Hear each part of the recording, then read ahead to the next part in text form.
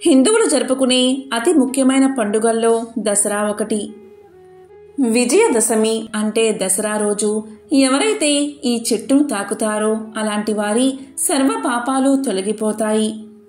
అమ్మవారి పరిపూర్ణ అనుగ్రహం వారికి కలుగుతుంది. చెడు మీద మంచి సాధించిన విజయానికి గుర్తుగా దసరా పండుగను విజయదశమి అని పిలుస్తారు. పురాణాల ప్రకారం ఆశ్వయుజ మాసం శుక్లపక్షం దశమి రోజున రాముడు రావణునిపై విజయం సాధించాడని ఆధ్యాత్మికవేత్తలు చెబుతున్నారు. అంతేకాదు, పాండవులు వనవాసం చేస్తూ జమ్మి చెట్టుపై తమ ఆయుధాలను తిరిగి తీసిన రోజుగా కూడా చెబుతూ ఉంటారు.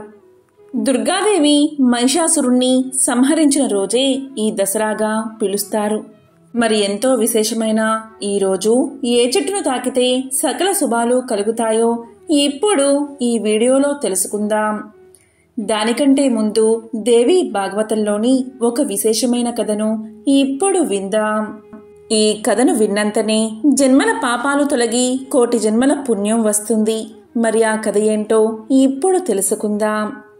ఒకసారి స్వర్గంలో దేవహితుడైన విశ్వకర్మకు ఇంద్రుడికి చిన్న చిన్న అంతఃస్పర్ధలు ఏర్పడ్డాయి. ఆ కారణంగా తపోశాలి అయిన విశ్వకర్మ త్రిశురుణ్ణి కొడుకుగా కన్నాడు. త్రిశురుడు అంటే 3 తలకాయలు కలవాడు.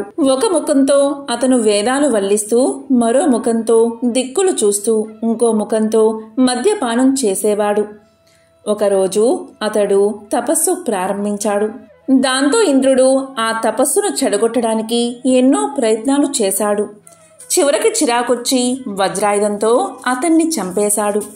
ఈ విషయం తెలిసిన విశ్వకర్మ తన కొడుకు చనిపోయినందుకు ఎంతో బాధపడి అభిచార హోమం చేశాడు. ఆ హోమగుండంలోంచి జన్మించినవాడే వృత్తాసురుడు. తండ్రి అయిన విశ్వకర్మ ఆనతిపై బ్రహ్మ గురించి అనేక సంవత్సరాలు తపస్సు చేశాడు వృత్తాసురుడు. దీంతో బ్రహ్మ ప్రత్యక్షమయ్యాడు. ఏం కావాలో కోరుకోమన్నాడు. దానికి వృత్తాసురుడు ఇలా పలికాడు: ఓ బ్రహ్మదేవా, ఆయుధాలేవి నన్ను చంపకూడదు. లోహం, రాయి, కర్ర ఏదైనా సరే, తడి వస్తువు కానీ పొడి వస్తువు కానీ నన్ను చంపకూడదు అని వరాన్ని అడిగాడు. వరం ఇచ్చేసి చక్కా వెళ్ళిపోయాడు బ్రహ్మ. దీంతో వరగర్వంతో వృత్తాసురుడు స్వర్గంపై దండెత్తాడు.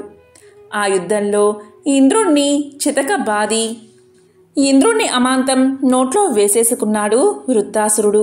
కంగు తిన్నారు దేవతలు, హాహాకారాలు చేశారు. చివరికో పన్నాగం పన్ని ఆవలింతను సృష్టించారు దేవతలు. దీంతో వృత్తుడు ఆవలించాడు. అదును కోసం కాచుకున్న ఇంద్రుడు సూక్ష్మ రూపంలో బయటపడ్డాడు. అలా పుట్టాయి ఆవలింతలు. ఆ యుద్ధంలో దేవతలు పరారైపోక తప్పలేదు.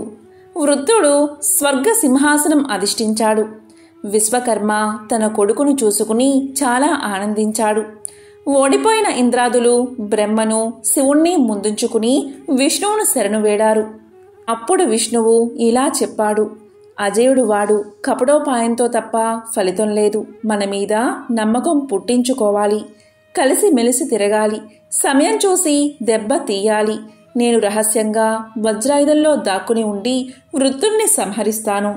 ముందుగా మనమంతా మహామాయను ప్రార్థించి ఆమె ఆశీస్సులు పొందాలి అన్నాడు హరి. విష్ణువు చెప్పినట్లే దేవతలు మేరు పర్వతం మీదకి వెళ్లారు. మందారపు వృక్ష నీడలో ధ్యానంలో నిమగ్నమైన అమ్మను ప్రార్థించారు. సాక్షాత్కరించింది అంబ. ఏం కావాలి అని అడిగింది. వృత్తాసుడిపై నీ మోహమాయను ప్రయోగించు తల్లి. అతడు మమ్మల్ని నమ్మేలా చెయ్యి తల్లి. అతన్ని చంపే శక్తి మాకు ప్రసాదించు తల్లి అని వేడుకున్నారు. తదాస్తు అంది తల్లి. తరువాత దేవతలు వృత్తుడి దగ్గరకు ముళ్లను పంపారు. మునులు వృత్తుడికి నచ్చ చెప్పారు. వృత్తుడు ఒకసారి సముద్ర తీరాన విహరిస్తున్నాడు. ఇది కనిపెట్టాడు ఇంద్రుడు. అది రాత్రి కాదు, పగలు కాదు. వృత్తాసురుడి వధ కోసం ఆలోచిస్తున్న ఇంద్రుడికి సముద్రపు నురుగు కనిపించింది. నురుగు తడి కాదు, ఆయుధమూ కాదు. ఇంద్రుడి మనసెరిగిన ఆ దేవి నురగలో చేరింది. విష్ణువు తన శక్తిని అందులో ప్రవేశపెట్టాడు. ఇంద్రుడు అంతర్గతంగా ఉన్న వజ్రాన్ని నురగలో ముంచాడు. ఒక్క దెబ్బతో వృత్తాసురుణ్ణి చంపేశాడు. దేవి సముద్రం నొరగలో చేరగానే ఆమె మహిమ వల్ల వృత్రుడికి మతి చెడింది. అందువల్లే అతను మరణించాడు. కనుకనే అమ్మవారికి వకిత్రాసుర సంహారిణి అనే పేరు వచ్చింది. దెబ్బ తీసింది దేవేంద్రుడు కనుక అతనికి వృధహంత అనే పేరు వచ్చింది. వృత్రుణ్ణి చంపాడన్న మాటే కాని ఇంద్రుడికి మనసులో లేదు. వృత్రుడు చావాలని కోరుకున్న వాళ్ళు కూడా ఇంద్రుడిని నిందించారు. బ్రాహ్మణుణ్ణి చంపాడని దూషించారు. బ్రహ్మహత్యా పాతకం అతన్ని పీడించసాగింది. దీంతో మానసికంగా కుంగిపోయిన ఇంద్రుడు మానస సరోవరానికి చేరాడు. అక్కడ తామరపువ్వు తోడులో దాక్కున్నాడు. ఇంద్రుడు కనబడకపోవడంతో దేవతలు కంగారు పడ్డారు. తాత్కాలిక ఇంద్రుడిగా నహుషుణ్ణి నియమించారు. ఇంద్రుడు ఎక్కడ ఉన్నాడో తెలియక దేవతలందరూ కలిసి విష్ణుమూర్తికి తమ గోడు విన్నవించుకున్నారు. అప్పుడు విష్ణువు ఇలా చెప్పాడు: ఇంద్రుడు మానస సరోవరంలో ఉన్నాడు. మీరెళ్ళి అతని చేత అశ్వమేధం చేయించండి. పరాశక్తికి ఇష్టమైన యాగమది. దాంతో పాపాలన్నీ తొలగిపోతాయి అని చెప్పాడు విష్ణువు. అప్పుడు దేవతలు ఇంద్రుడి చేత అశ్వమేధం చేయించారు.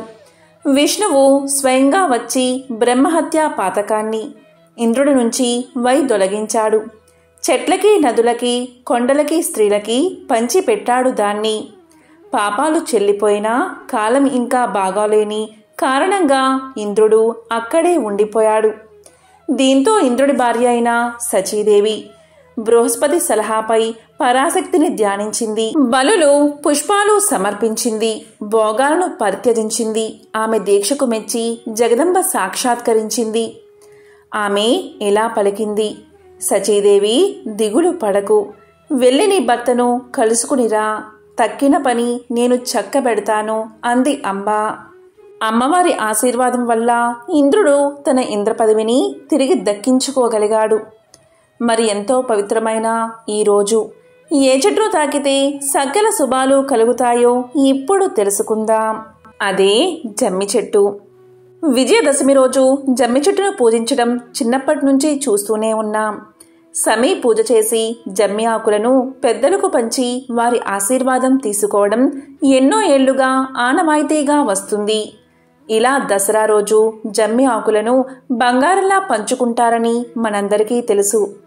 అయితే జమ్మి చెట్టునే ఎందుకు పూజిస్తారు? సమీ పూజ తర్వాత జమ్మి ఆకులను ఎందుకు పంచుకుంటారు అనే కారణం మాత్రం తెలియదు. దాని వెనుక పురాణ కథలు అనేకం ఉన్నాయి.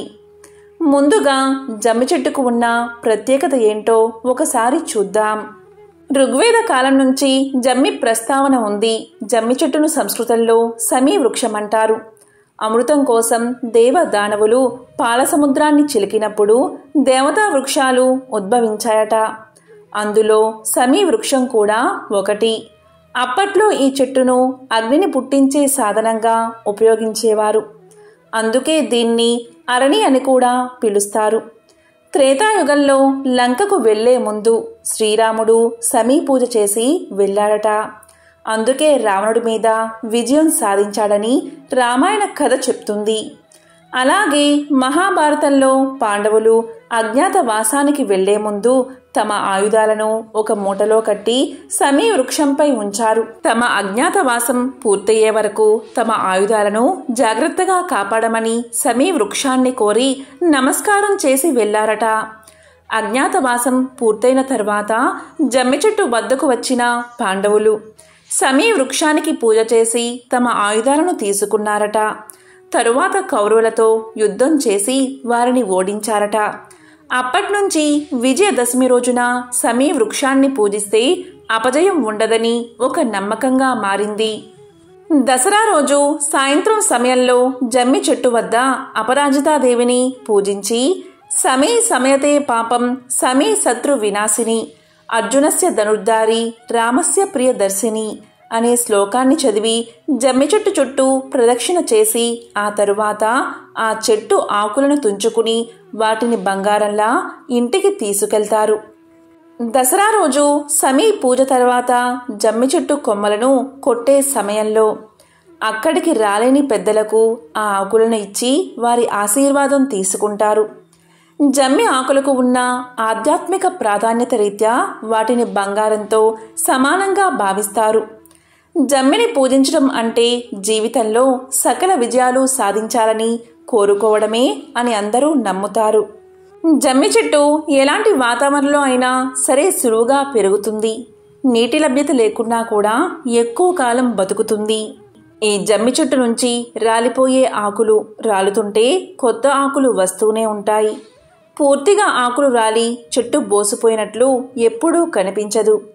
ఇప్పటి యువతకు, నగర వాసులకు ఈ చెట్టు ఉపయోగాల గురించి పెద్దగా తెలియకపోవచ్చు. కానీ గ్రామీణ జీవితంలో జమ్మి చెట్టుకు ఎంతో అనుబంధం ఉంటుంది. ఈ చెట్టు వేళ్ళు భూసారాన్ని పెంచుతాయి. జమ్మి చెట్టులోని ప్రతి భాగం నాటు వైద్యంలో ఔషధంగా ఉపయోగపడుతుంది. ఈ చెట్టు గాలి పీలిస్తే ఆరోగ్యంగా ఉంటారని నమ్ముతారు.